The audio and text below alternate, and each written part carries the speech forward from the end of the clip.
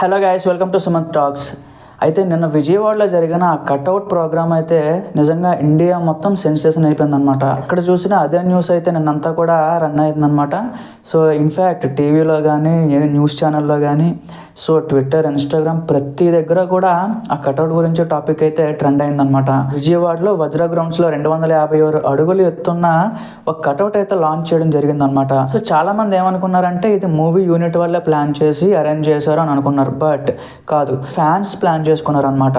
So ఇప్పటి వరకు ప్రీవియస్గా ఉన్న కొన్ని రికార్డ్స్ ఏవైతే ఉన్నాయో, సో సలార్కి కానీ సో రిమైనింగ్ కొన్ని మూవీస్ ఉన్నాయన్నమాట.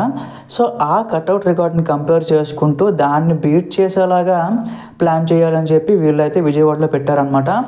సో ఆ కట్అవుట్ లాంచ్కి చాలా మంచి రెస్పాన్స్ అయితే వచ్చింది గైస్. ఆ కట్అవుట్ లాంచ్ చేసినప్పుడు అయితే చాలా మంచి రెస్పాన్స్ అయితే వచ్చింది. సో అగైన్ తెలుగు రాష్ట్రాల్లోనే కాదు, అవతల తమిళ్, మలయాళం, అవతల హిందీ, సో ప్రతి దగ్గర కూడా ఈ కట్అవుట్ లాంచ్ కోసం అయితే చాలామంది మాట్లాడుకున్నారనమాట.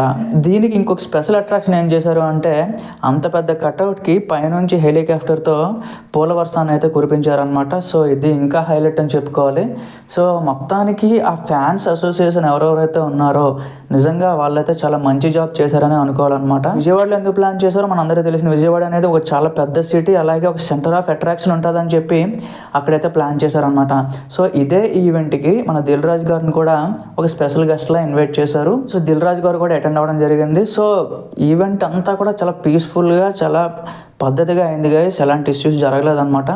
సో అగైన్ అలాంటి కట్అవుట్ లాంచ్ చేసేటప్పుడు ఏవైనా చిన్న చిన్న ప్రమాదాలు జరుగుతాయేమో అని చెప్పి కొంతమంది అయితే అనుకున్నారు. బట్ అలా ఏమీ జరగలేదు. చాలా జాగ్రత్తలు తీసుకొని ఆ కట్అవుట్ లాంచ్ ప్రోగ్రామ్ని అయితే కంప్లీట్ చేయడం జరిగిందనమాట.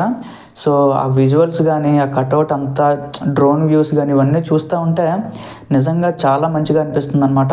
దిల్ రాజు గారు ఈ ఈవెంట్లో మాట్లాడుతూ మనతో కొన్ని విషయాలు అయితే షేర్ చేసుకున్నారనమాట. సో మీరు అందరూ చూసే ఉంటారు ఆల్రెడీ. అయితే ఈ ట్రైలర్ అయితే మనకి January 1st వస్తుంది అని చెప్పి ఆయన అయితే మనకు కన్ఫర్మేషన్ ఇచ్చేసారనమాట.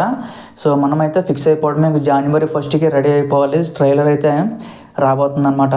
అలాగే దాంతోపాటుగా ఈ సినిమాలో చరణ్ గారు అయితే ఒక పోలీస్ ఆఫీసర్ రోలు, అలాగే ఒక IAS రోలు, అలాగే ఇంకొకటి పొలిటికల్ లీడర్ అనమాట. సో 3 వేరియేషన్స్, 3 సపరేట్ రోల్స్ అనమాట.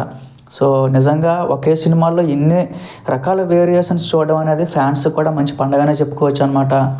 సో అగైన్ మిగతా విషయాలన్నీ మనం అప్కమింగ్ వీడియోస్లో మాట్లాడుకుందాం గైస్. సో ప్రజెంట్ అయితే అప్డేట్ అది. Thank you.